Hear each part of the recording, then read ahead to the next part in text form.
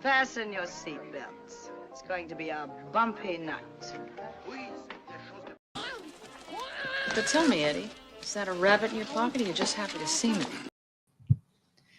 Hello, everyone. Welcome. It's just going to be me tonight, so it will likely be a quicker stream since I do not have my co-host. But I love my group chat with my siblings. So I'm trying to put this on silent so it doesn't keep going off.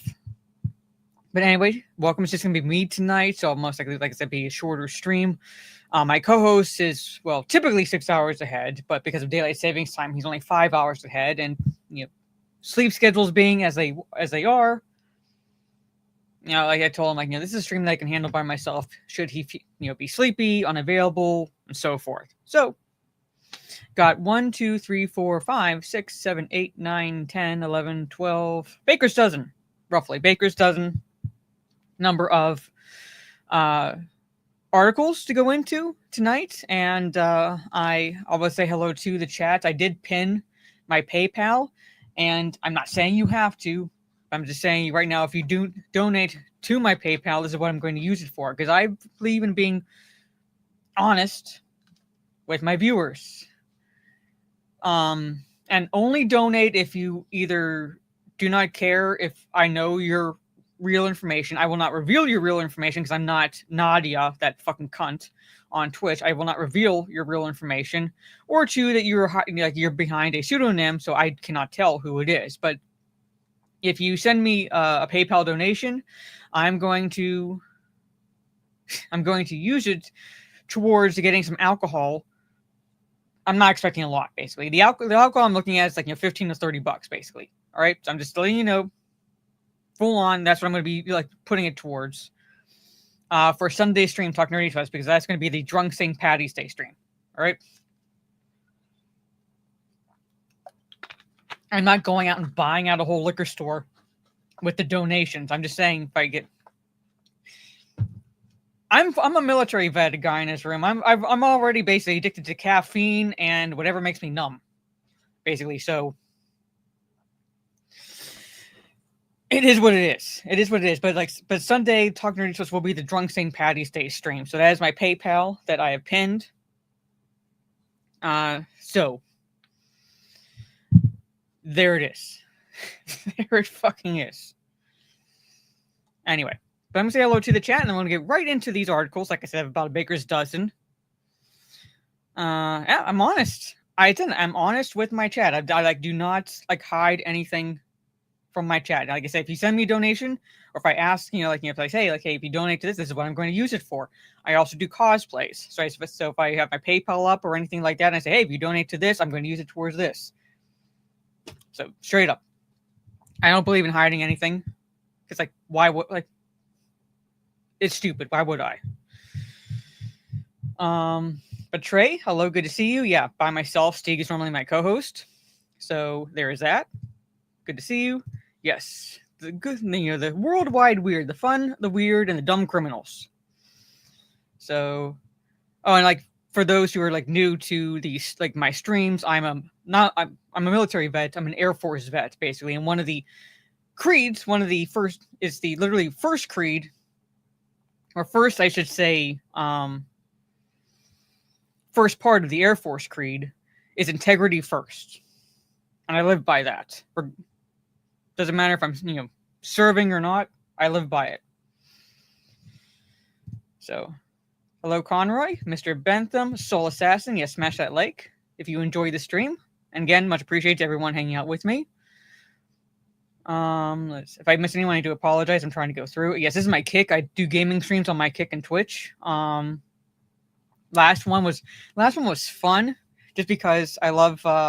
I actually did, in a weird way, enjoy the Rubber Hose Forest, even though I did not get past the first part whatsoever. It was just fun with you guys trying to get me killed each time by playing sound bits because you had to be quiet during that game. And fucking John Cena is one of the sound bits that got me killed the one time. Gravy, you played it, basically. And his name is John Cena sound bit. Basically, got me killed by the Steamboat Willie Mickey, evil Mickey. So, that was an interesting time. But hey, yes, hello, Wes. Again, it's like this is a stream I do once a month. The other stream I do with Stieg is a top 10 streams. It's our personal top 10 lists, and we are on. We just did 1997, our top films of 1997, and next one will be our top films of 1998.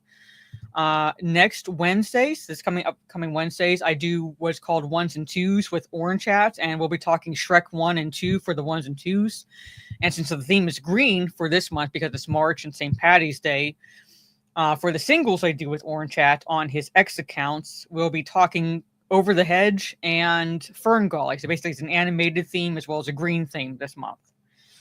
Like I said, I do gaming streams on my Kick and Twitch as well. So, and also another stream I do on YouTube is with My Nerdy Home. We do Talk Nerdy to Us, and we switch up each week. So 1 week it'll be on her channel as it was last Sunday, and this coming Sunday it'll be on my channel. So just to give you perspective on the streams I have coming up. Let's see. Yeah. This is the rule of thumb I learned in the military. Your body needs a day to recover per hour of time difference, whether you're traveling or what, basically. So with daylight savings time, regardless of if we're springing forward or falling back, your body needs a day per hour of time difference to recuperate and recover. It always fucking messes me up. Always fucking messes me up. So imagine me deploying, like, say, to Guam, for example. I've deployed to Guam a number of times, and that's can be, depending on the time of year, about 13 to 15 hours ahead, give or take, basically. So by the time I'm getting acclimated to the fucking deployment, I'm just about ready to turn around and leave half the time. So I hated that. Hello, Mike. Good to see you. Yeah. Fund my drunkenness this coming Sunday. So there it is. No, I appreciate it. I appreciate it. I think, if I'm going to be honest, I don't hate this, but sometimes it does make me feel weird whenever people treat me like I'm a badass just because I'm a military veteran. I'm not trying to downplay anything, but people are like, "Oh my god, you're that's so cool. Like, did you kill anyone over there?" And I'm like, I can't say what I did in the military. So, and things like that. So it's it kind of weirds me out a little bit, the level of just fervor people get to sometimes when they appreciate my service, but just thanking me for my service, I have no problem with. So, hello, Kay. Good to see you. Yeah, old Army virtues. Yep, and the Air Force used to be part of the Army. It was the Army Air Corps.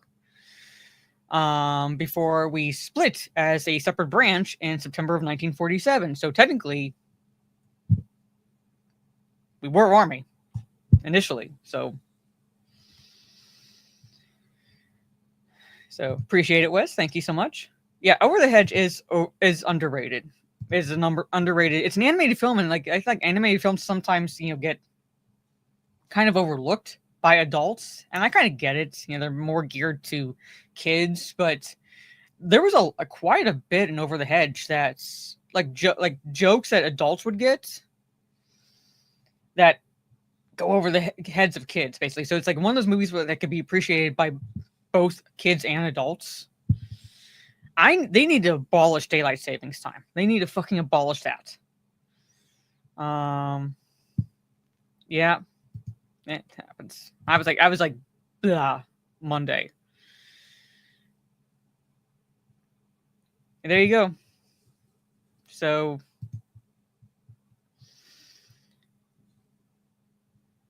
I did do that. I literally did do the secret squirrel stuff, basically. So when I was basically officially in, if anybody asked, I had to say, well, I could tell you, but I'd have to kill you. So, but anyway, all right. So, what was your favorite character? I think my favorite character was the father of Possum, voiced by William Shatner. I think he was my favorite character. Anyway, so normally, if Stieg were here, basically he would roll a die.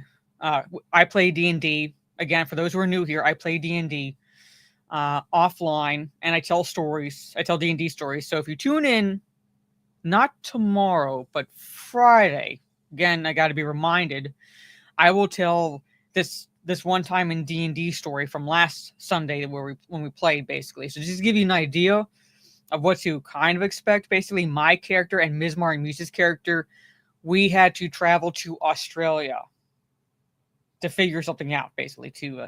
And as inevitably happens, more often than not, all hell broke loose. Avril Lavigne voiced the character. She voiced the daughter. Like I said, I didn't see it when it came out in theaters because again, it was like an animated film. So I'm like, it's one of those. Not that I not that I shunned it or anything like that, but it's one of those where it's like, wasn't exactly going to spend money to see it. You never heard of this Secret Squirrel? Wasn't there was an animated series, Secret Squirrel? Basically, you did spy shit. So it's a reference to like an old animated series. How long ago? It was years ago. Years ago. Secret Squirrel. Gotta look it up. Yeah. I saw Osmosis Jones like years ago. I'd have to rewatch it. Triss. Okay, I'll spoil something. I will spoil something. The names were changed. All right.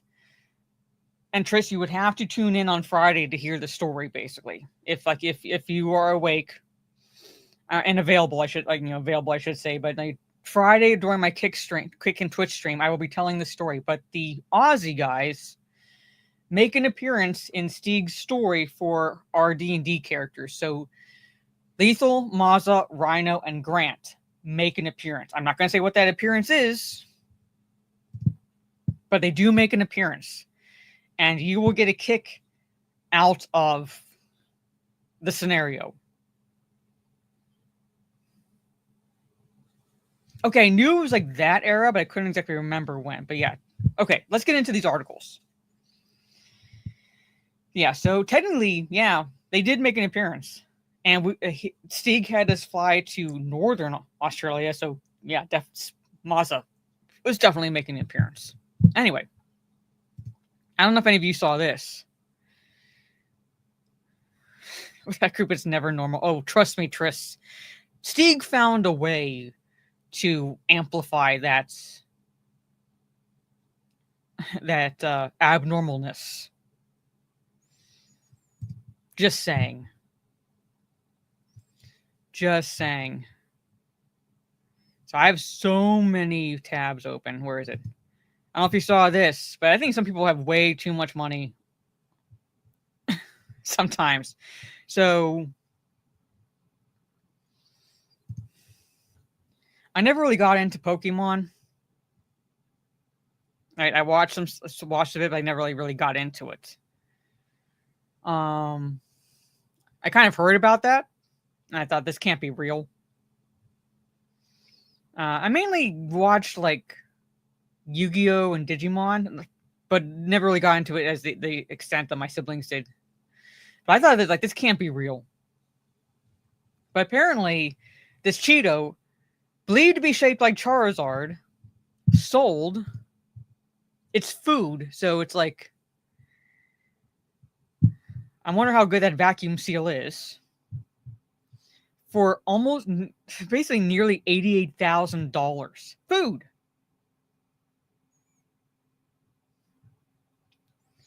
One of my siblings got a Charizard card for Christmas. Because like again, they were into Pokemon, and my dad bought like the Pokemon packs and basically distributed packs amongst the three, like randomly amongst the three for Christmas. And I think it was my older of two brothers got the Charizard card, and it's purely random. Hey, Hound. 88,000 for a Cheeto, a piece of food shaped like what's believed to be shaped like Charizard. It could be any fucking dragon at this point. It could be any fucking dragon. I don't like. I can see the dragon shape, but to say, oh my god, that's Charizard, I don't see it. I don't see it. But nearly $88,000 was spent on this. It was sold Sunday, presented this was March 5th, so early March it was sold. Presented as a 3-inch long flaming hot Cheeto in the shape of Pokemon Charizard, affixed to a customized Pokemon card and encapsulated in a clear card storage box. Yeah. There were 60 bids on the uniquely shaped snack according to the listing. The winning bid was $72,000 plus a buyer's premium. So basically, it bumped it up to nearly $88,000. This is just proof there's a fool born every second. It's Flaming Hot Cheeto, and it said it was initially discovered and preserved sometime between 2018 and 2022. So it is anywhere from a 7-year-old to a 3-year-old piece of food. That even in that customized card and storage box, unless it's vacuum sealed, it's going to start deteriorating. It's food. It's expired. It's an expired piece of food. Expired Cheeto. That's past its sell by date. Sell by, use by date. And whoever was selling it walked away with nearly $88,000. Oh, I believe Ryan Kendall would eat it. Yeah, but it's stale at this point. It's stale at this point. Years it'll begin breaking down, because that's what food does. Begins breaking down. It had to be nuclear approved cheese dust. It's the same cheese dust that was used to coat the Galadriel in Rings of Power. That nuclear proof cheese dust for that volcanic blast to the face. I don't know. You'd have to freeze it for it to not to go, to further go bad. But is there any way to do it without opening up that case and whatever, how it's sealed? I have no idea. If the seller put it in resin, I could see it lasting, but it didn't say that the seller put it in resin, just that it was encased in what does the article say? Encapsulated in a clear card storage box. That's it. Doesn't say whether the piece of food itself was coated in any type of resin to make it last, or freezing it to preserve it, or anything like that. No, just have it encapsulated. That's it. I'm in the wrong business, pretty much, ladies and gentlemen. As much as I love being on social media, I basically need to find shapes and foods and put it up for auction. Because there's enough fools out there. I've done these streams enough. There's there are enough fools out there that will spend a pretty penny for stupid shit. That's the business we all need to get into. That's the business we all need to get into. We see a Pikachu shaped toast mark in our toast, preserve it and sell it for tens of thousands of dollars. That's what we need to do. Or any other shape or whatever. But there it is. Anyway, this I saw because it pissed me off, but at the same time, I'm happy. The circumstances worked out the way they did. Because if I found this dude, I would end him. I like Jesus on toast. Yeah, like that's what we need to do. Yeah, find something in the shape of Elvis and sell it. But I saw this article, and I was like, who the fuck would let this guy do this? I don't know. But if I found him, I would end him. So, piglets left to starve as part of a controversial art exhibition in Denmark have been stolen. Right? So basically, this artist, as part of an exhibition, left these piglets to starve. And why did he leave them to starve? Ironically, to raise awareness of the suffering caused by mass meat production with his art installation that opened last week. So basically, he is going to torture piglets with starvation to raise awareness of the suffering caused by mass meat production.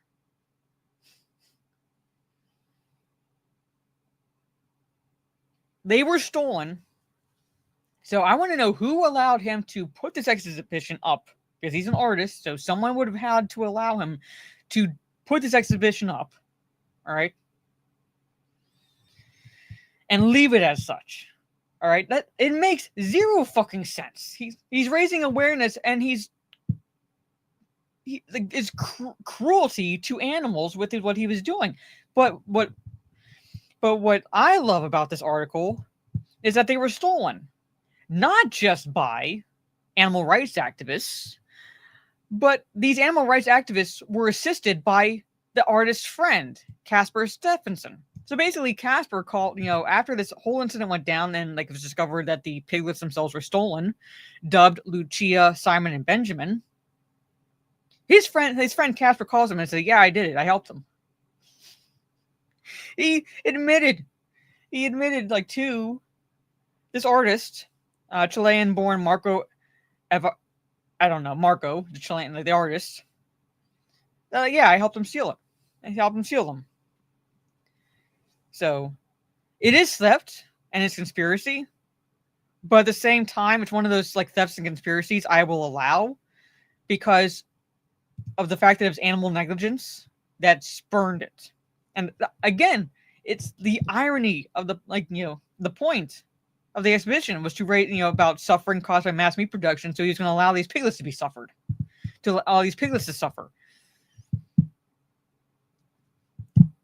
It proves that Danish are fucking weak. There's something wrong with the Danish. That's what it proves. So, but he says, but then I thought about it for a few hours and realized that at least this way the piglets would have a happy life. Not the life you would have given them, because you would have allowed them to basically be in those cages and not be fed or taken care of. So he's torturing these animals to raise awareness about the torturing of animals and mass meat productions, like those types of farms.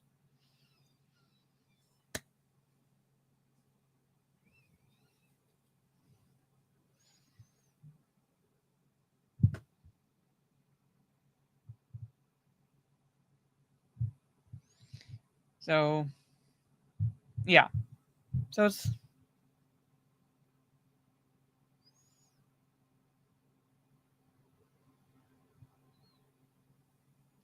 His friend Stephenson said he could not allow the three animals to face a painful death after his 10-year-old daughter had begged him to make sure the piggies won't die.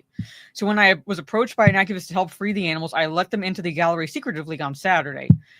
He said he wasn't initially planning to tell Everest Marco, the artist, about the removal of the pigs, but when the animal advocate group Del Glemte Dansk posted a statement online Tuesday saying he had rescued the piglets, the secret operation became public. So... the artist says he's already developing ways to revive the exhibition. One idea is to steal dead piglets from meat processing plants and present them to the public. He also wants to buy another 3 piglets, not to starve, but to auction to the highest bidder, promising them a happy life. There it is, chat. It's like clear-cutting a bunch of Amazon forest to make a road for some climate. Yeah. So yeah, but there it is. It's like owning a slave to say you're against slavery. I don't know. He seems to have been fine with like the revelation from his friend, so we'll see. We'll see. I mean, if any like news pops up, at least the piglets, according to what that article, are fine. They're being taken care of and everything. So, like I said, if I had seen an artist, I would have ended him. So I would have ended him. So this next article, only in Florida.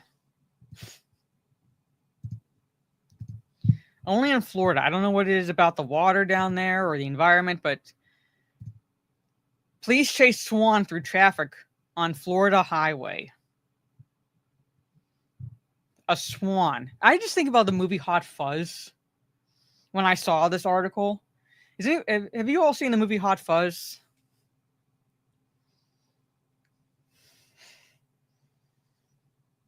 Anybody who's seen the movie that movie knows what I'm talking about. That's one of my favorite parts of the movie. They can be really aggressive. But I just, when I saw this article, I was like, my first thought was Hot Fuzz. So my first thought was Hot Fuzz, like when the swans escaped, and Nicholas Angel was taking down the guy's statement, and the guy's giving him a description, and it's 2 foot tall, got an orange and black bill, and an Angel's like, anything else? It's like, well, it's a swan. So it's like NARP. Anyway, yeah, so I think that's the movie. But anyway, March 10th, traffic was interrupted on the busy Florida highway when a swan wandered out into the roadway and led police on a chase. So the Orlando Police Department responded to reports of a swan causing a traffic hazard on 408 near Bumby Avenue, prompting a swift response. So highway cameras recorded footage of the police and community service officers chasing the bird throughout the traffic jam until they were able to grab hold of the feathered fugitive. Oh, this is another article I almost covered, but a duck broke into jail. And I think Georgia. So you have a swan leading cops on a chase on this highway and a duck breaking into jail. But let's see what this...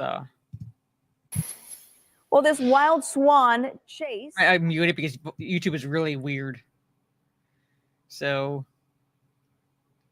I don't know. I'd find this both irritating and funny if I were in that traffic. Because it's let's say you're running late to work. And you're calling your boss and trying to explain to him why you're late. Thank God we live in the age we do at times, because years ago, before the age of social media, we would have been fired because there's no way a boss would believe us. But all you have to do is pull your phone out and I'm stuck here because the swan decided to lead officers on a chase, much like O.J. Simpson did in his white Bronco.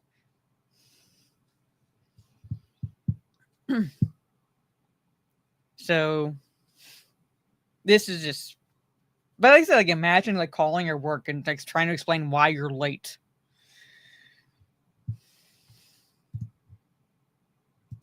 So yeah,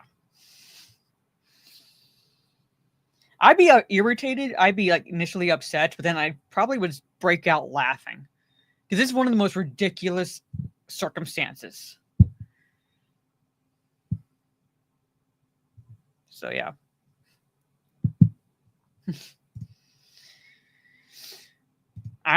It must be because we've had few articles about emus running free some in places in North America. So yeah, I think it's just trying to compete. You think that's crazy? Watch, I'll just waddle out onto a busy highway. Let's see an emu try to do that.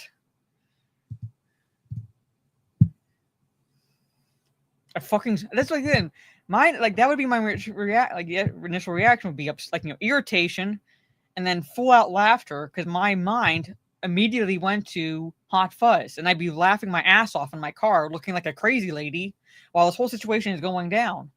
I'll probably get pulled out and drug tested right there on the highway, but it'd be fucking worth it because I'd be laughing at Hot Fuzz and dealing like that whole situation. Yeah, and they could be vicious. You mean like Hot Fuzz? You see, well, you don't exactly see it, but you see a swan attack one of the characters. Yeah, they can be vicious. They're vicious little fucks. You don't want to mess with them. Okay, next article. So I'm going like left to right. I saw this and I'm like, that's probably what I'd be expecting to see Simon Pegg chasing this, and Simon Pegg and Nick Frost chasing the swan down the highway.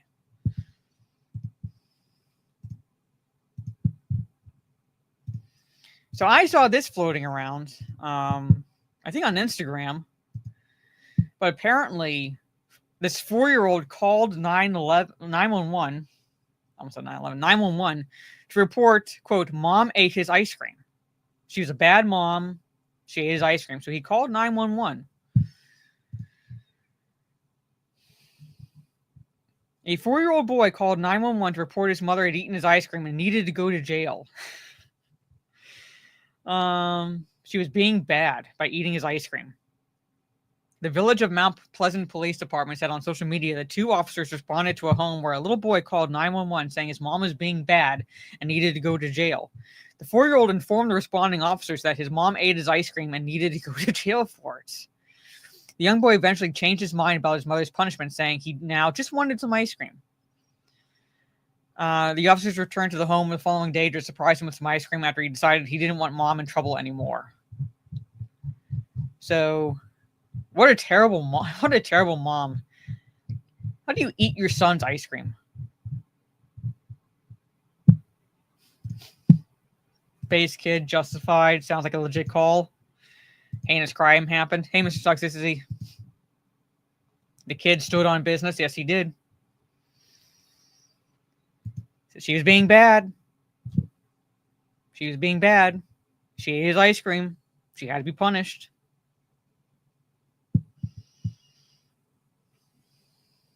So, yes. I think there's a video of it, basically. This article does not have the video. Or something, because like at least because cops have body cams, body cam with like the mother opening the door and everything and talking with the cops basically. But here's the kid. Oh, like, you'll like this, Gravy, see? Because you're a Nintendo fan. He's wearing a Super Mario shirt.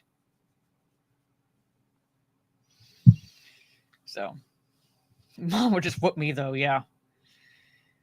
So he's a Nintendo fan. He has a Super Mario shirt on.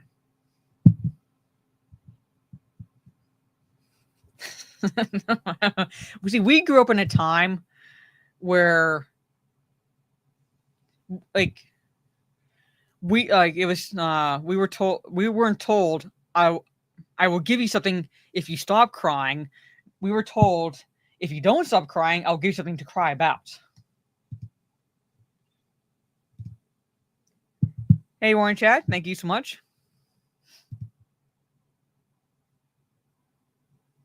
So, which is like, yeah. So that's the era I grew up in. And like, if you don't stop crying, I'll give you something to cry about. So, but I think that was a pretty legit concern for the little boy. I mean, he wanted his ice cream and she ate it. That's a no-no.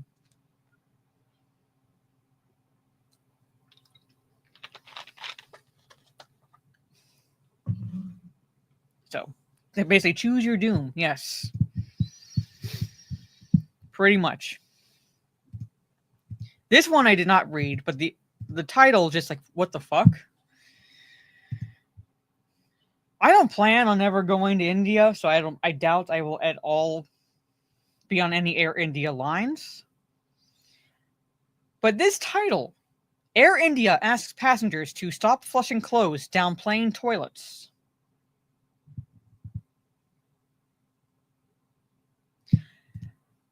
oddly that you, well, not odd that you asked that, but did it happen already? I can't remember, but I know that my one brother was invited to his one friend's destination wedding, and it's in India, and that's because his friend is marrying an Indian woman. So the weddings, or at least one of the ceremonies, was going to be held in India. So yeah.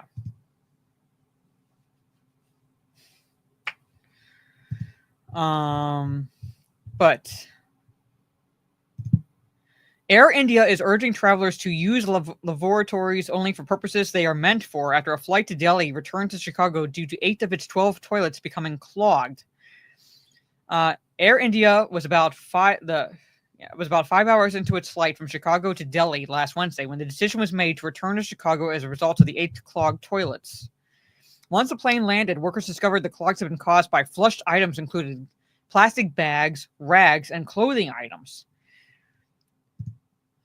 Are these people born in a fucking barn? 8 toilets out of 12.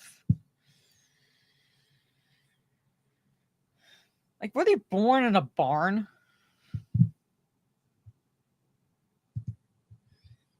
The spokesperson said the Chicago flight was only the latest in a series of toilet clogging incidents on the carrier's Boeing's 777s. They said employees previously addressed toilet clogs caused by blankets, innerwear, and diapers, among other waste. The passengers on the Chicago-Delhi flight were provided with hotel accommodations and alternative flight options. Like, who does that?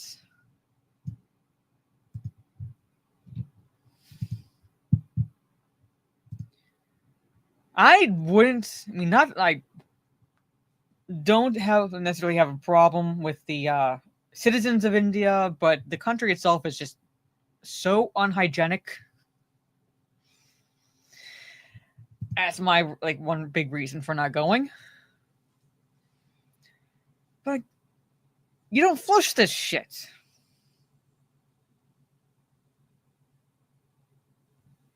I probably would make them pay for another flight too, because they're the ones causing the fucking delay. I get it. But I'm saying it's you look at the living conditions, and I'm like, yeah. Wouldn't go there. So, like I said, I've said before that I really want to go to. One of the places I really want to go to is Australia. And by Australia, to New Zealand. New Zealand. Sorry, a hiccup there. Because I love the Lord of the Rings movies. I'm currently reading through the Lord of the Rings trilogy. I'm nearly done with the Fellowship of the Ring. And I've always wanted to visit the filming locations and so forth. Australia is replete with a number of animals that could kill me, and yet I still want to go. This, however, is where I draw the line. I will chance the number of animals that could kill me in Australia versus possibly walking away with a number of parasites just by touching something in India. No. But all that shit, no pun intended, but they treat it like a slit outhouse. It's not. I'm how do they? It's do they not understand the inner workings of plumbing, actual fucking plumbing?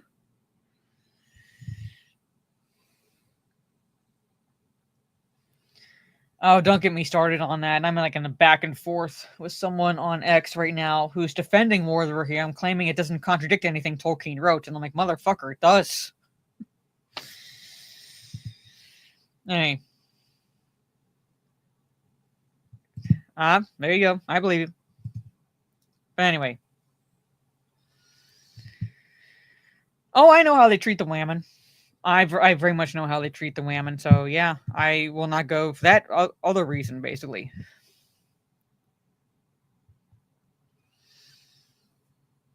Yeah. Oh, yeah, I believe it's some Norwegian guy. I've seen incidents, not personally, but I've seen videos taken of them doing that, and I'm like,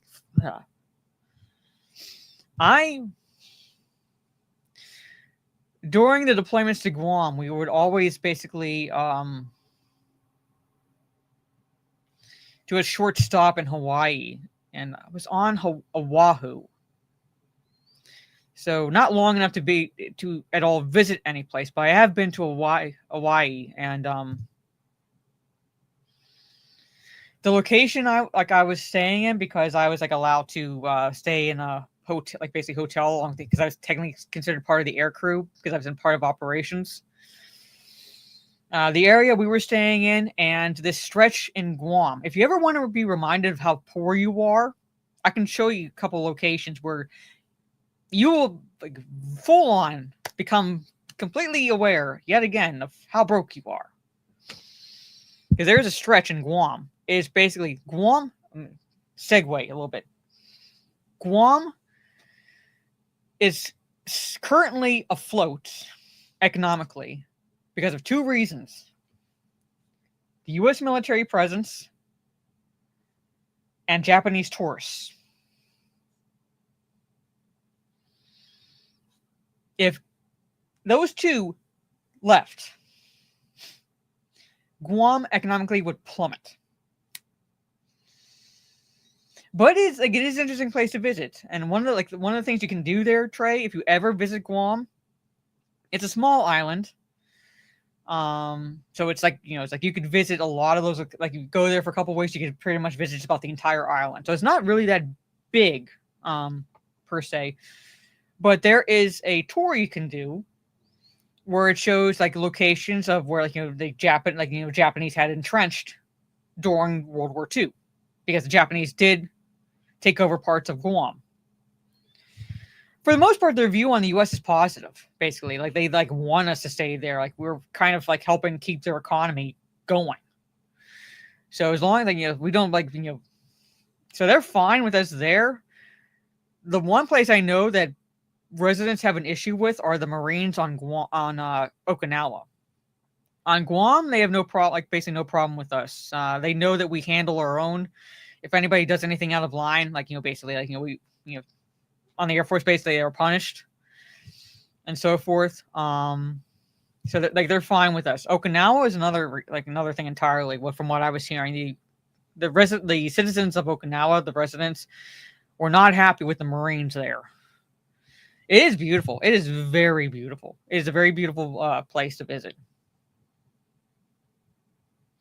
So you ever have a chance to visit Guam? I mean, do it. So the beaches are beautiful. Hey, memes, good to see you. The beaches are beautiful. They're a bit touristy, but again, they rely on the tourism, especially from Japan and so forth. So it's a bit touristy, but there's number of stores and everything. You can do tours of the island. It is very good. When I was there, unless anything changed, the max speed on the entire island was 35 miles an hour. And that is for the entire island, from what I could tell.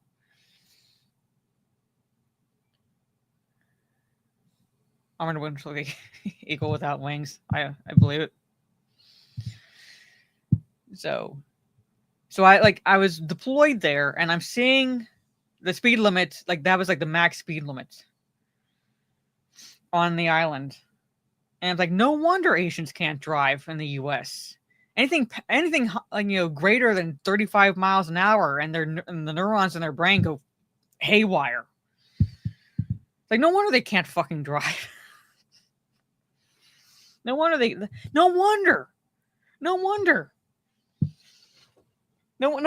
They basically have conniptions behind the wheel if they have to go faster than that. Anyway.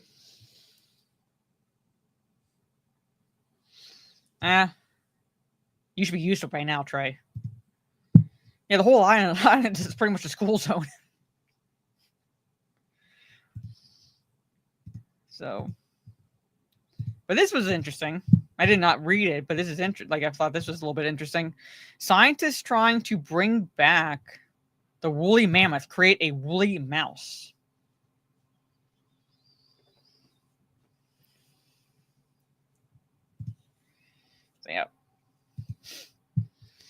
So, woolly mammoth is one of the few creatures I would not mind being brought back. It would I would not exactly want to be brought back as big as it normally would get, but I like the woolly mammoth. I mean, one of my favorite animals is the elephant, so this I would not mind. But in doing so, they created a woolly mouse. Biotech company Colossal Biosciences unveiled plans in 2021 to revive the woolly mammoth and later the dodo bird. So this is the mouse. Sorry, like this ad. Can't close this damn thing up top. So scientists trying to bring back the woolly mammoth have created a woolly mouse. Colossus Biosciences, unveiled those plans back in 2021. So this is the mouse. Alongside bringing back species that went extinct, the company hopes their work can be used to help with conservation efforts. But other scientists have mixed views of their work and whether it would be helpful. On Tuesday, Colossal Biosciences said its researchers had edited 7 genes in mice embryos to create a mouse with long, thick, woolly hair. They nicknamed the extra furry rodent a colossal woolly mouse. So here it is in comparison to a regular mouse. The company now plans to genetically modify Asian elephants to give them woolly mammoth traits, but critics have argued that this is different from actually bringing a species back from extinction. You're not actually resurrecting anything, you're not bringing back the ancient past.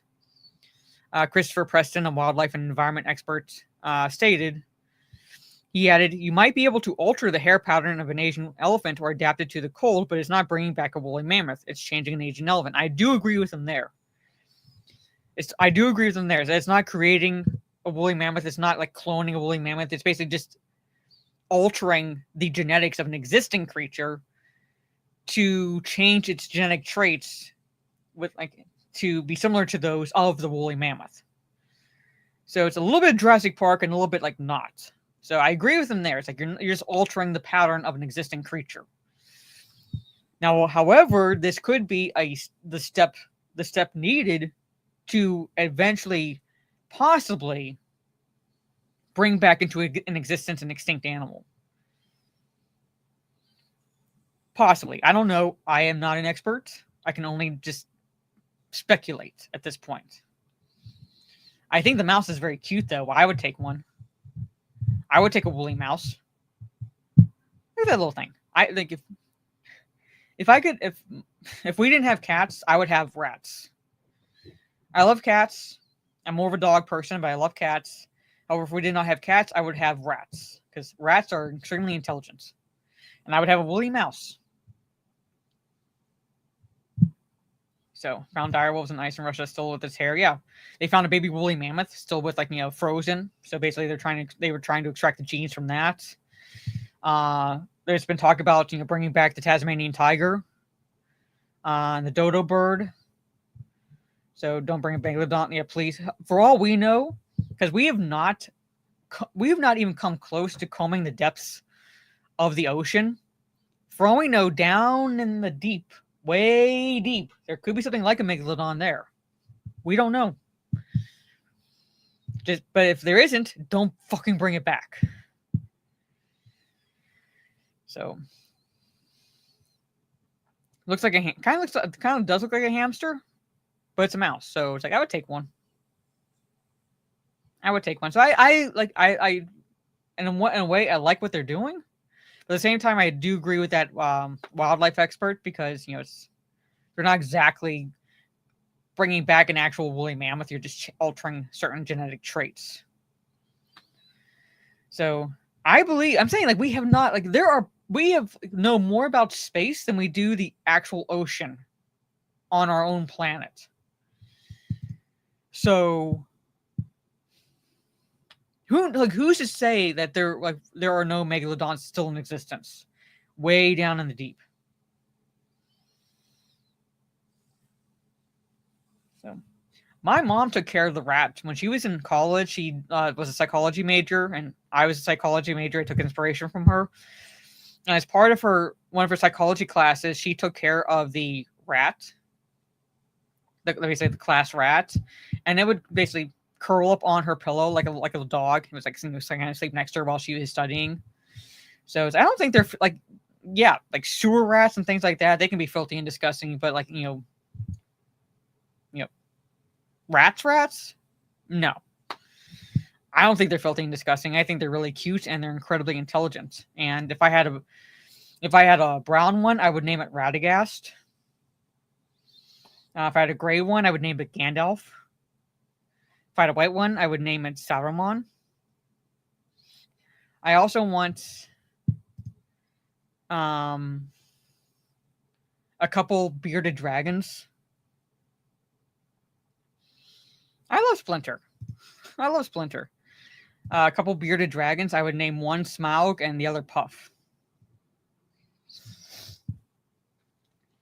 Would I bring back the Sabretooth?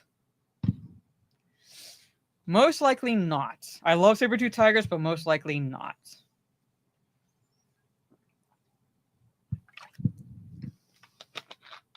So. Oh, there's a number of creatures I would like to own if I could. Like a fennec fox. I would love to own a fennec fox.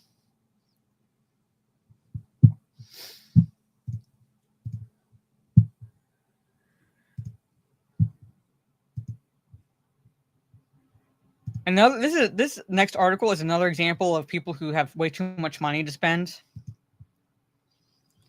In a way. Oh, nice, some more Norwegian guy. Boromir and Faramir, nice. So basically, this Michelin chef concocts old book flavored pudding that sets diners back $360.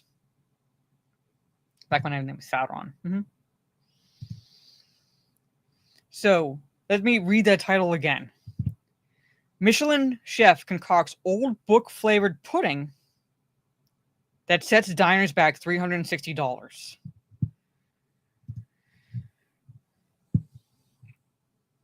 Diners will devour this book in one sitting. Acclaimed pastry chef Jordi Roca redefined the term cookbook after concocting an over $350 confection that's infused with the flavor of a dusty old tome. He detailed this lit dessert in a video cooking tutorial with over 650,000 views on TikTok. He's a pastry chef and co-owner of Spain's 3 Michelin-starred restaurant El Saler de Can Roca, but has become known for creating desserts that blur the line between art and life. So basically, it tastes like dusty old tome.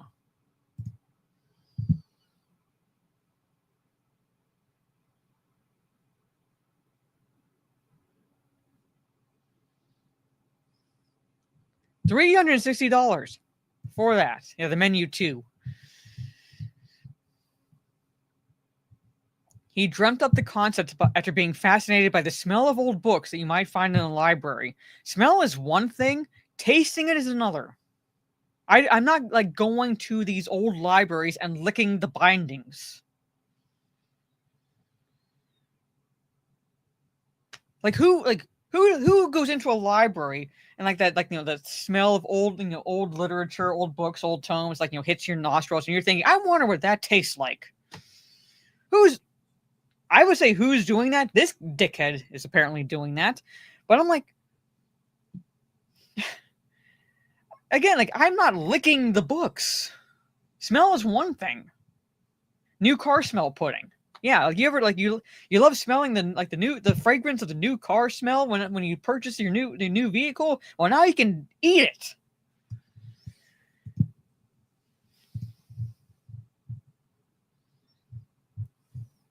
Select books that smell like mature paper. Spread the pages with deodorized butter and let it rest overnight so that it's impregnated with the smell of an old book. Okay, that's the desserts. $360.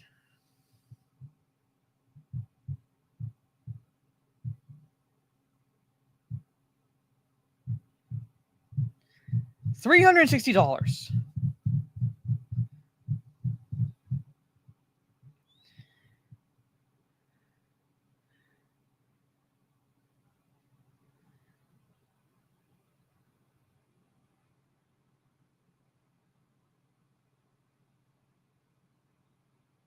I'm watching how he's making it.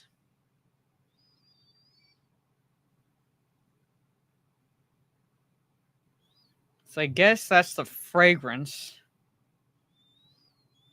that he's taken off the books. Oh, goody. Yeah, he's going to chew the pages up in his mouth and stick them on a plate. Or so, like, stick them in the oven. So basically, like, thankfully the heat gets rid of his, like, germs. But he chews up the pages. So basically, like, it actually insults me that he's tearing up a book. And that's the dessert. That's it.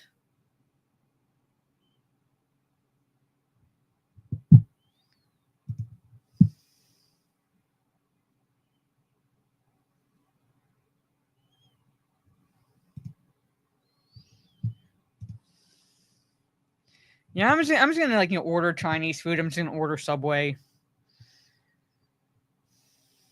Wendy's, or whatever. No, it's just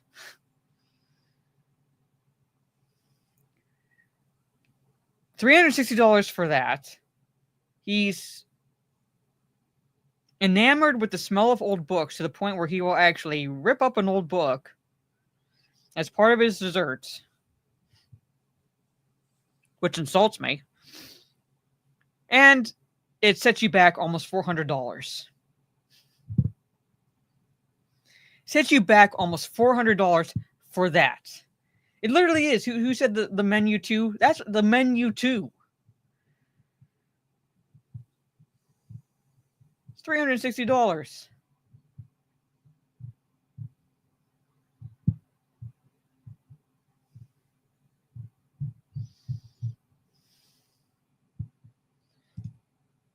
Yes. I got a tire that smells like a gas station. $500, it's yours. Yeah, I'm saying, like, there's a full-born every minute. There's a full-born, like, every minute. That movie always makes me hungry for a cheeseburger. The menu always makes me hungry for a cheeseburger. I was rewatching it recently, and I'm like, now I'm craving a burger.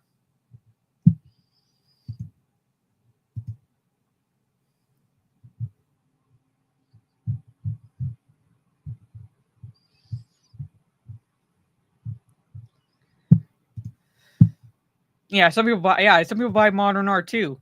Like the dickhead that spent nearly $88,000 on a piece of food. That's most likely going to like deteriorate in a matter of years anyway. All right, rare and mysterious whiskey bottles wash up on New Jersey beach. Why can't I be that lucky? And New Jersey, of all fucking places, the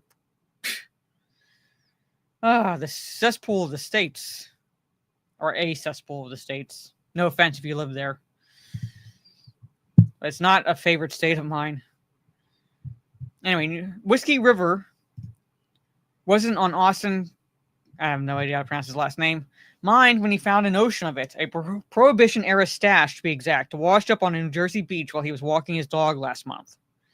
Even for a guy who doesn't drink, it was a rare find, and it has made an even better story to tell. The history behind it is part of the mystery and really adds to the allure. He had just gone off a 24-hour duty and decided to take his fuzzy sheepadoodle. Okay. The designer dog names need to stop. It's a mutt. Right, it's a sheepdog and a poodle together. Coda for a walk near Margate Pier, south of Atlantic City. I take him to the beach to play about every day. I was throwing the ball. Brown bottle in the sand, and he starts rubbing on it. Like it was filled. Because he says, oh man, it looks like a bottle of pee. But no, it was actually filled. Rare bottles, still filled with the whiskey.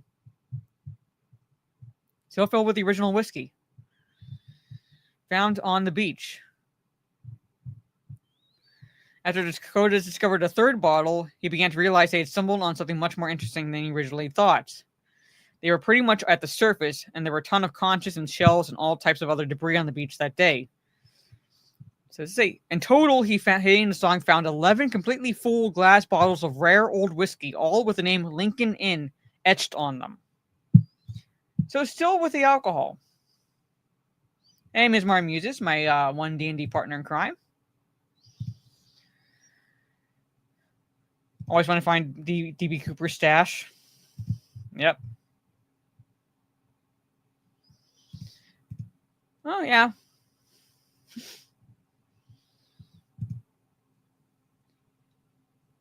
I mean, I imagine they've been preserved somewhat. So definitely could still sell that stuff.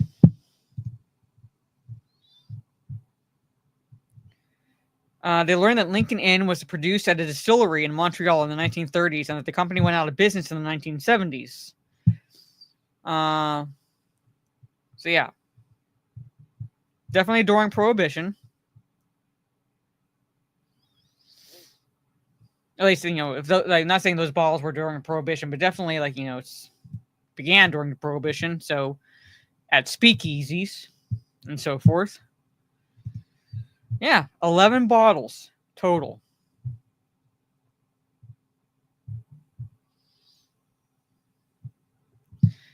Given this type of screw and stuff, people said it was between 1930s and 1940s. So basically during the Prohibition era, based on like the examination of the bottles, basically. Yeah. So that's Prohibition era alcohol found on a New Jersey beach. So almost 100 years, not over 100 years, almost 100 years. So, and you have wines that are preserved for that long too. So it could still work. Depending on where it was. Now, it was just found then, so it could have been out of the sun. I don't know, but it had to be tested. But like I said, there have been wines that, that are preserved for that long that still have their taste. So,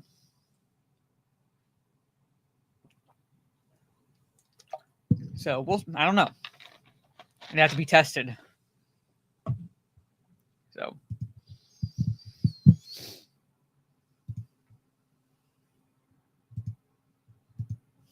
So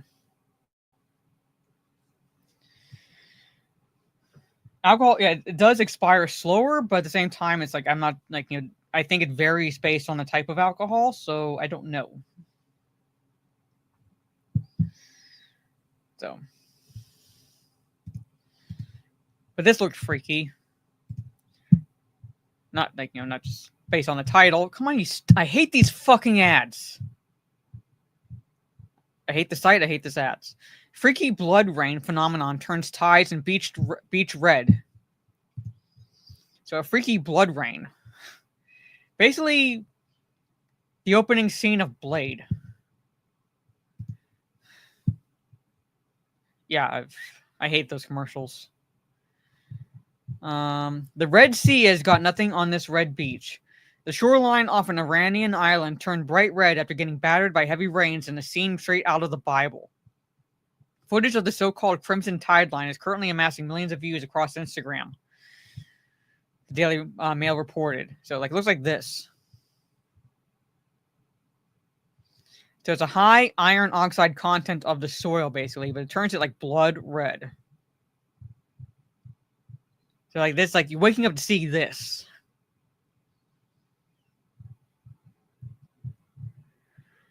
Yesterday, this bloody beach had everyone by surprise. In the freaky footage, red runoff can be seen rushing down seaside cliffs into the sea amid a downpour as raincoat-clad tourists gather around to watch. Another clip shows a man wading into the surf, which is so brilliantly Vermean, it looks AI generated. So look, see?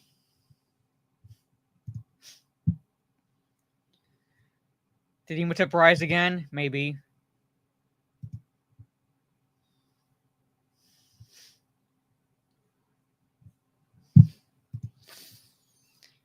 He still yearns for a knocks on the moon. Yeah, so imagine not necessarily I'm not imagining living in Iran, but to live there and wake up and seeing this. It is kind of straight up to her. It's oh my God, is this the end of days? There's a rain of blood. Rain and blood. No, I don't blame him.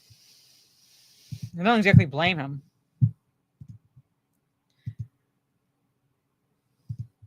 But at some point, we'll move on.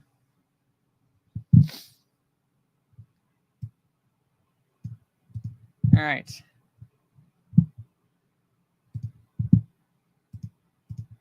I have not read this article, but I saw the title. Shower loofah turns out to be something much more horrifying, yet surprisingly pretty. All right, so shower loofah turns out to be something much more horrifying, yet surprisingly pretty.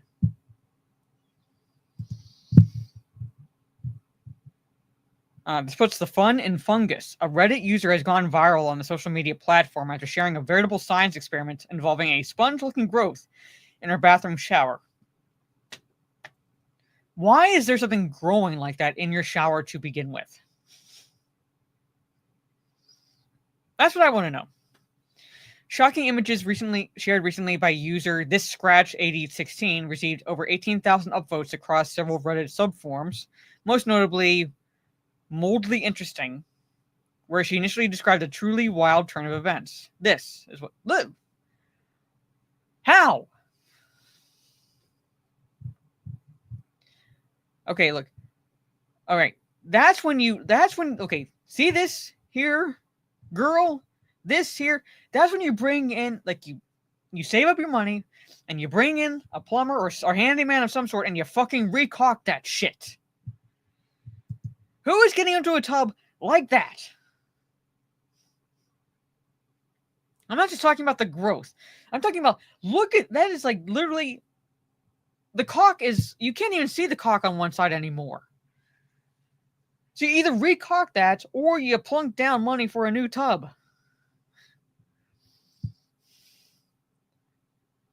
Who? Oh, God.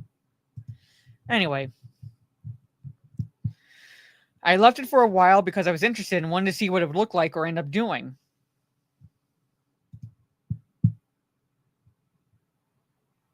Famous last words. I left it alone because I wanted to see what it would like do. It's kind of like, you know, when Ash stopped him from killing the chestbuster in Alien. I wonder what it'll become. Hey, Sam? Oh, Sam. Sam. The D&D session had us go to Australia, and Sieg said that he talked to you and your brother when he was coming up with that story. So we got to experience that. Now that you popped in, I want to let you know that. So, yeah. We did that D&D session last Sunday. Anyway. But I'm like, again, I'm looking at this going, Jesus Christ, get a new tub or recaulk that shit somehow.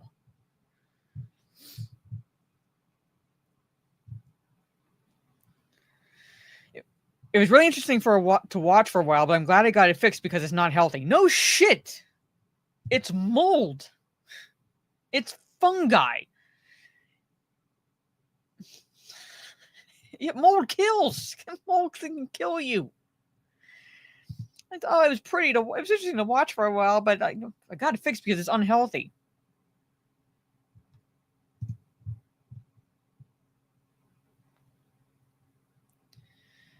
The citizen scientist knew she had some type of fungus infesting her home. No shit. What tipped you off? Oh, I fucking hate these ads. What tipped you off?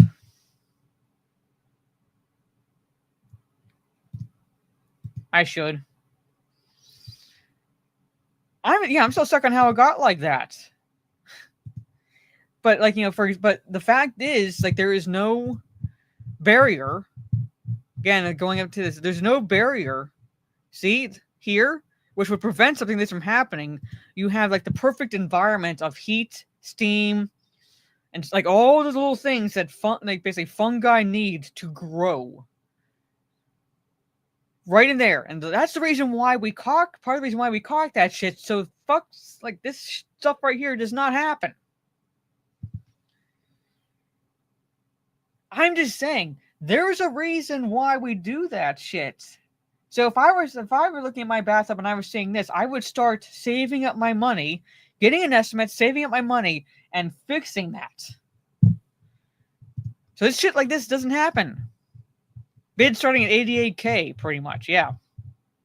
But what tipped you off that you had a fungus. What fucking tipped you off? I mean, just this alone would tell you it's a fungus. It's mold. It's a moldy fungus, basically fungi growing.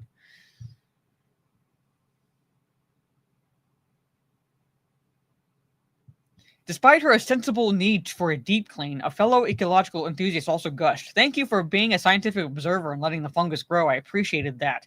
Yeah, thank you for nearly risking your health to let this mold grow.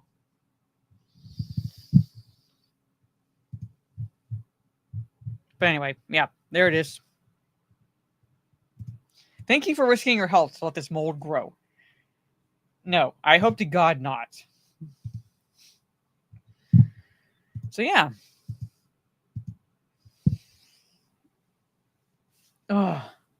We are fucked as a species. Just FYI. Anyway, the last 3 articles I have for you, ladies and gentlemen, are 3 that Trey, you sent me. So I'm saving the dumb criminal articles for last, and I'm going to read the other article that you sent.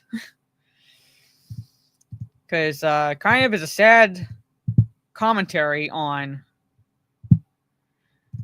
the state of the education system in in the West, primarily now.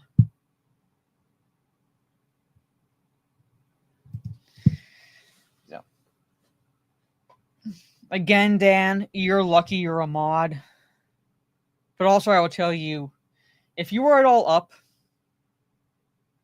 when I stream Friday on my Kick and Twitch, I'll be telling a D&D story where my character and Ms. Marmuse's character have to travel to Northern Australia. All right.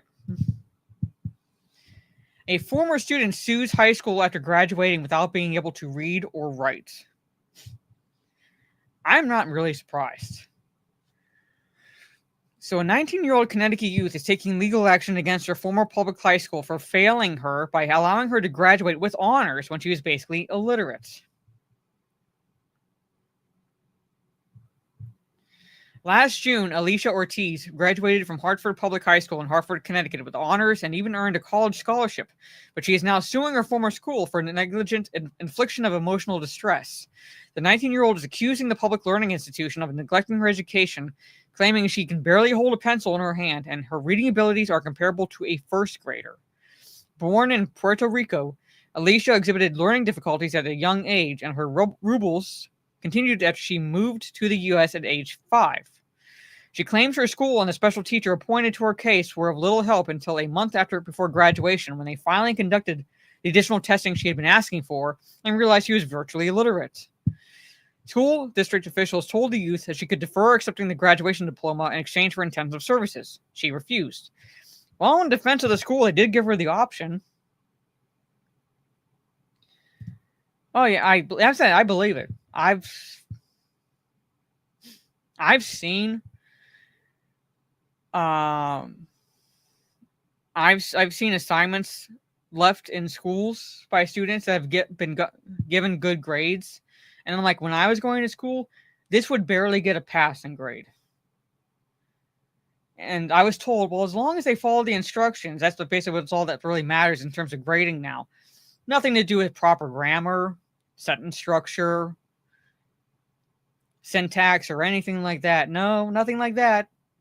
Spelling, proper punctuation, that's out the fucking window. Cursive now can be used as code. She had 19 years, so I kind of I do partly blame the school if she is telling the truth and she was kept trying to get them to do this, and then they finally did it a month before her graduation. So if she's telling the truth, I do believe, the school is partly to blame. However, in defense of the school, they did give her the option of deferring her accepting to allow for those intensive services or not, and she refused. So there's blame to go around here. She could have deferred If she was that in need of these services, she could have deferred. All right, like college is not going anywhere. You don't have to start exactly when you're 18 or and 19 years old. You can defer. You can defer. A year or two. You don't exactly have to go into college right away as soon as you graduate high school. Most do. I did, but you don't have to.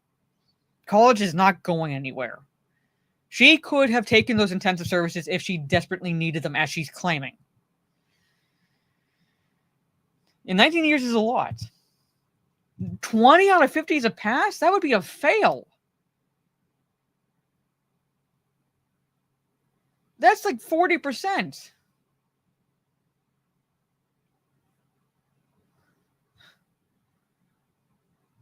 That's a fail. How is that passing?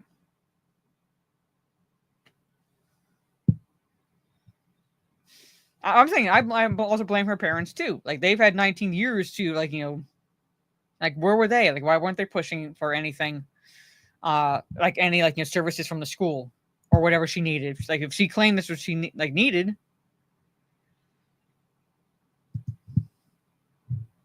But there's blame to go around.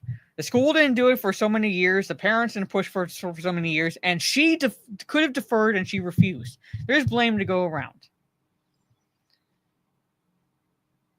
I decided they had 12 years. Now it's my time. Well, now you're suing them when you could have deferred. I'm saying college is not going anywhere. The institutions are not going anywhere.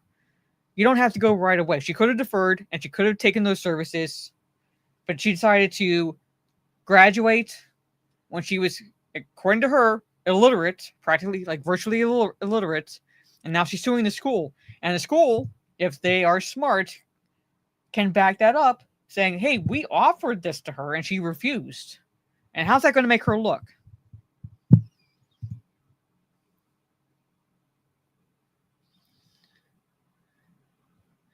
She claims modern apps were a huge help. She used smartphone apps to translate text to speech and speech to text, even using them to fill out the college application and write the required essay.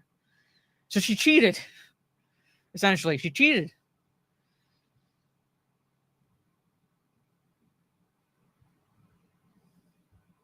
Being a college student has been an entirely different situation, however. She admits she has been struggling and stopped attending classes in early February.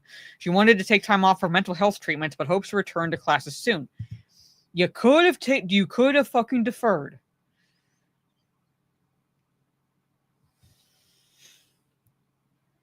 She cheated her way out. So I think there's blame to go around. Students don't want to learn. Schools just want to push them, pipeline these students through. It's the whole no child left, no child left behind, shit like that. And I'm some children need to be left behind in school, basically. If they cannot master it enough to demonstrate they are capable of reading, writing, and so forth, keep them, hold them back. Some need to be held back. But the thing is, students don't want to learn, and at the same time, teachers are fuck it. The school administrators are fuck it. Basically, push them through, pipeline them through. Maybe the next round will actually want to learn. That's all it is. I blame both sides, but both the Democrats and Republicans. And the education system, it was taken over by bureaucrats who have no fucking understanding of how those in the private sector operate. Because there's difference between public schools and private schools, but yet they try to lump them all together and so forth in terms of curriculums and everything. Yeah, not allowed to fail students somehow. Yeah. Oh, I've seen it because I was a student teacher, and I love the teacher that I was who was my mentor. I have nothing against her. I have more when I say this, I have more against basically the policies rammed into school systems from the education department, and that is basically not failing. Like, you are not allowed to fail these students. You find a way basically to bump them up to at least a D, just to get their asses out of the classrooms and through the grades and out basically, period. That's what they do. And like, her hands were tied. She couldn't do anything. It was like blatantly obvious that some of these students needed to fail and be held back. But she wasn't allowed to fail them. Hey, JM, good to see you. Yeah, I'm saying parents blame the school, not their kid. If I were failing in like a class, basically, if I were going to school and I were failing, my parents would be like, what the fuck's wrong with you? Like, it's like they'd be yelling at me. They'd still be talking to the teacher about what could be done to basically boost my grade, but I would be the one in trouble. Now, they're blaming basically the teachers. Basically, why are you failing my kid? Well, your kid's a dumbass. I would like to say to the parents, your kid's a dumbass. I can't hold his or her hand, and get them to do their homework. That's your job, basically. Once they leave my class, and if I give them an assignment, it's up to you to make sure that assignment is done. If they don't do it, they fail. It's as simple as that. It's as simple as that.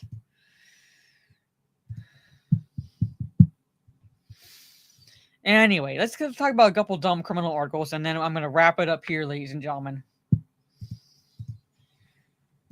All right. Georgia woman might be the world's dumbest criminal. So a couple I love dumb criminal articles. These are really fun. If you're ever feeling stupid, just think that there are people out there like this. I'm just saying.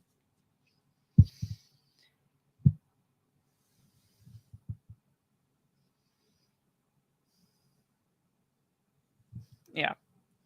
My parents are wondering what the hell are you failing school to me. Yeah, I'm saying, we would be yelled at. Anyway, a 25-year-old Georgia woman has been dubbed the world's dumbest criminal after she allegedly used a customer's debit card info to pay off $400 in probation fees. She did this, wait for it, while working at the drive-thru at Whataburger. So she is on probation. Let me just zoom this in. She's on probation. She needs to pay probation fees.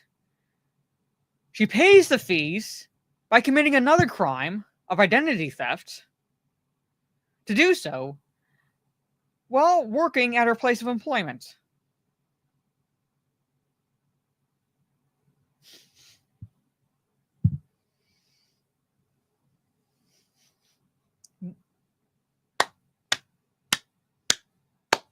So yes.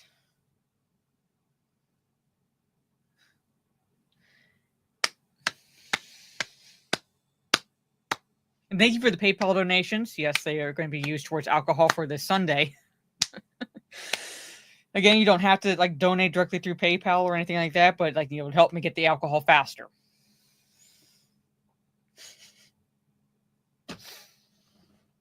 Yeah, they can trace that shit. It's a debit card. It's not just a debit card. It's a debit card tied with someone else's information that she's using to pay off these fees. So when she uses this card to pay off the fees, that information is going to show up.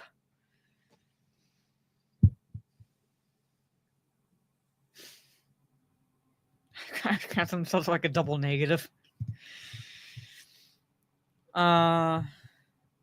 So on January 31st, 2025, Ms. Sumter, while working at Whataburger, basically, so yeah, typically these establishments do have cameras, so she'd be caught on camera doing this. Because, basically, when you make transactions, there are timestamps included when that transaction goes through, and they could show, that transaction is going through while you're working and taking this woman's information at this time. Wheel was turning, but the hamster was dead, basically, yeah. Is alleged to have stolen the debit card information from a customer in the drive-thru, after which she used the stolen card information to pay her probation fines and fees with the probation office. She was on probation from a previous charge of possession of marijuana, a misdemeanor. Okay, I'm not going to sit here and pretend that you can make a lot of money working at a fast food establishment, but you're telling me that she couldn't earn enough to fork over $400?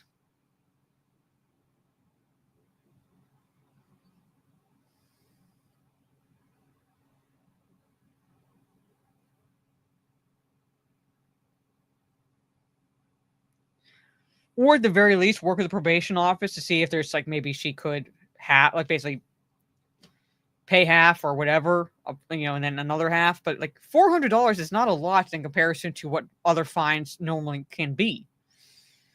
So you're telling me she's working at Whataburger, doesn't say for how long.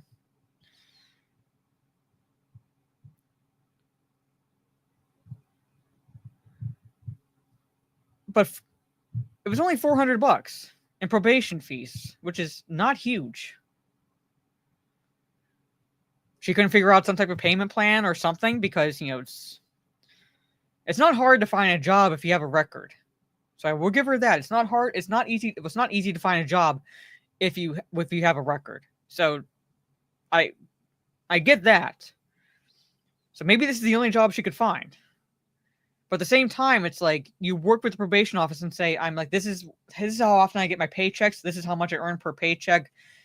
What can I pay each time so that way I don't get hit with whatever fees or accumulation? That's all she would have to do. It'd most likely be a pain in the ass to deal with, but at least she could have it on record that she tried talking to them and tried doing something. I know. But anyway. So, Ali... Okay, hold on. What's her name? I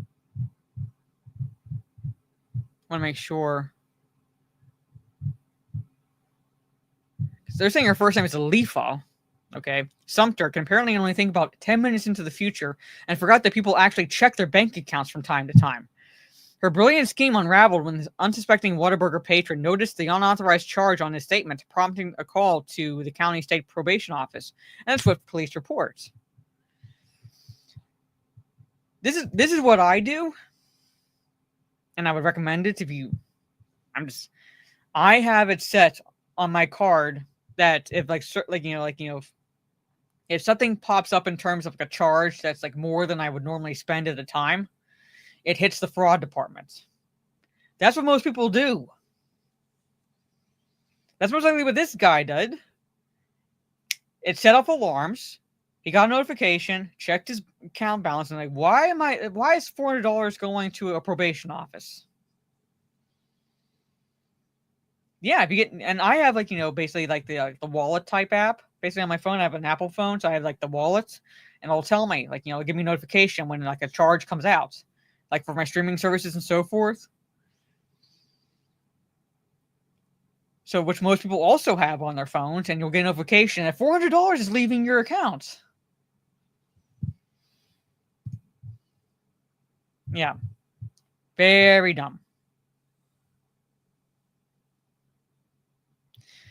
She fled the state as she faced felony charges of identity theft and financial transaction card fraud. Much worse than the original drug charge she paid off with her custody. Again, like much worse. Yeah, much worse. Only $400 fee for the probation office for the possession of marijuana. Now she's facing identity theft and financial transaction card fraud. You want to talk about not being able to pay off the fine or fee? There it is. All right. Well, she's in custody, so. Where would we be without dumb criminals, ladies and gentlemen? Like I said, if you ever feel stupid, just think that there's people like this in existence that for some reason think that they can get away with shit like that. Oh, it has to be more than $1,000 because it's 2 crimes. It's basically she would get hit with the $400 again for the possession of marijuana because she did not pay that. She committed a crime to do that, so She had to fine for the identity theft, and then she had a fine for the card fraud. She'd have $400 plus dollars now. I'd say maybe closer to $2,000 at that point. When you include the fact that she would be hit for the $400 again, because they'd have to reimburse that guy, and the fine and the fees and the fines for the other 2 crimes that she committed, which are far worse than the misdemeanor she was facing. Again, if you feel stupid, just look up dumb criminal articles and you'll feel like just a Mensa candidate. Yeah, running from the fraud, which is another crime. Yeah.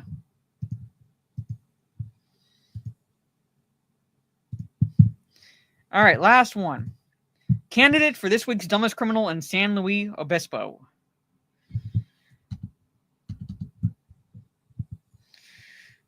All right. Police arrested an alleged drug dealer last month whom they found intoxicated and lying on a sidewalk next to a large amount of drugs and cash.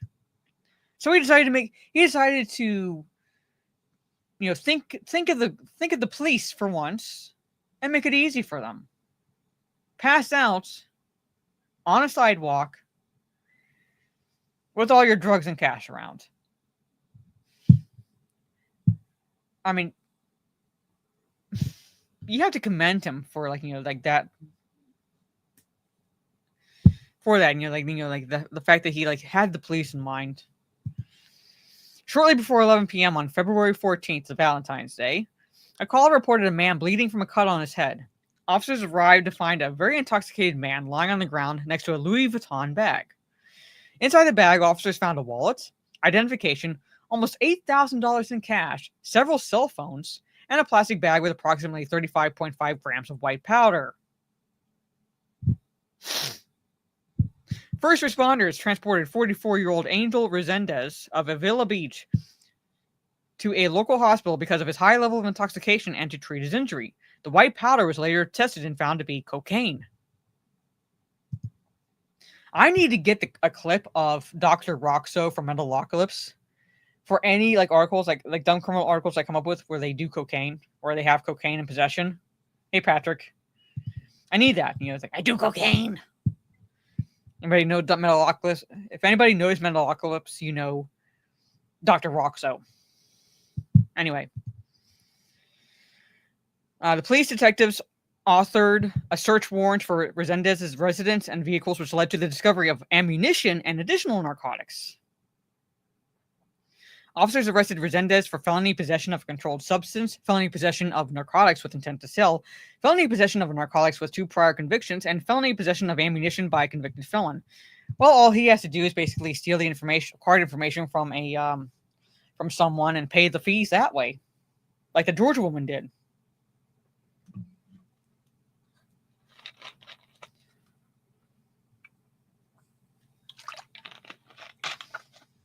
Was what, Rick James? Let me see if I can find an image of Dr. Roxo.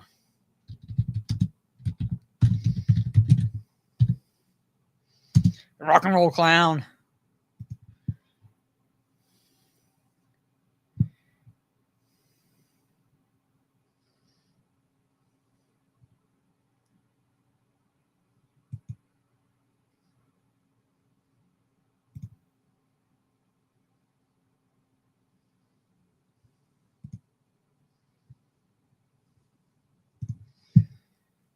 Rick James is obsessed with coke, yeah. But here's for those who do not know Metalocalypse. This is Dr. Roxo. Right here. This is Dr. Roxo. And I would this would be a clip that I would have, basically. I do cocaine.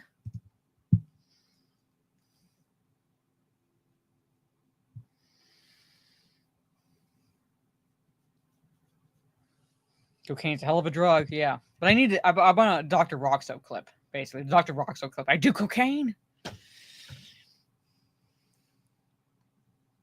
But anyway, yeah. So yeah, just basically he and the lady should get together and pool the resources. But there it is, ladies and gentlemen. That is the worldwide weird for this Wednesday. And basically we do this once a month. Typically, it used to be the first Wednesday, but because of the time difference with my co-host, we do it the second Wednesday just in case he's unable to make it, because he prefers. Well, in terms of the streams, it's he would need to be there for the top 10 for the top 10 streams, where it's he's fine missing this one because it's just going through weird articles, basically. Charlie Murphy. I love that, basically. I love that clip. Anyway. So thank you, again, ladies and gentlemen, for hanging out with me. Tomorrow, I don't think I'm probably going to take tomorrow off just because of I don't know when I would be done to do any stream, even a reading stream. And I have to get up early the next day. So probably will take tomorrow off from any type of stream, whether it's YouTube, Kick, and Twitch, so forth. But Friday, I'll be live on my Kick, both Kick and Twitch. The plan is I'm going to make sure that Cowman remembers, but the plan is that I will be playing Resident Evil 5 co-op with Cowman Friday evening, basically. It's my first ever playthrough of Resident Evil 5. I'm going to do a co-op with Cowman. Started this coming Friday. I'll let you know the time, roughly when I have a clearer idea of my schedule on Friday, basically, but that's the plan, and this is my throne. It works like an Amazon wish list. Again, do not expect anyone to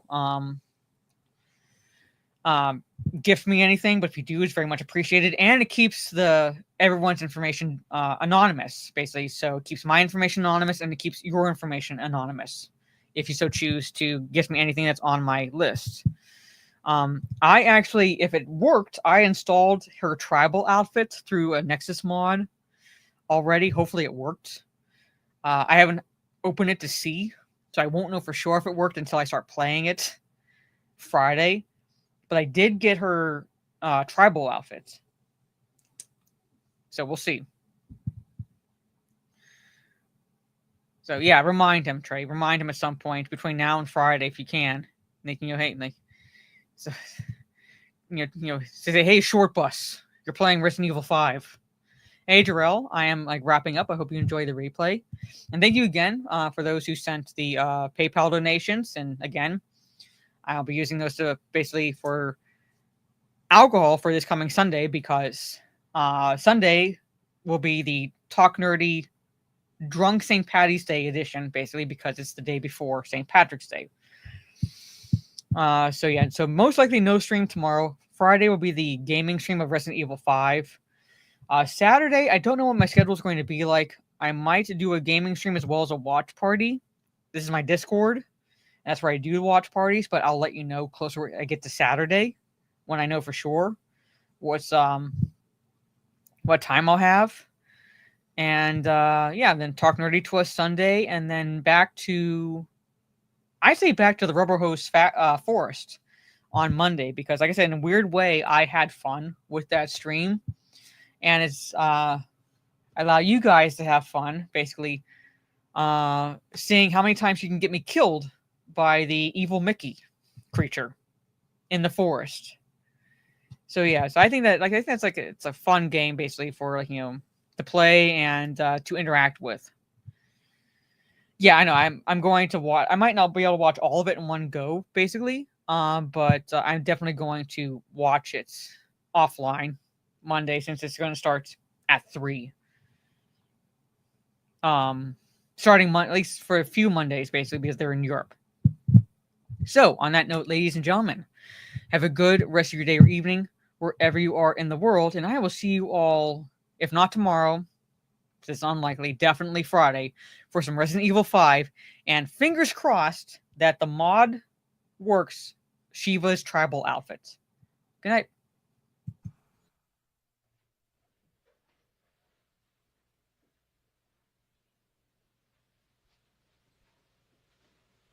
You're still here? It's over. Go home.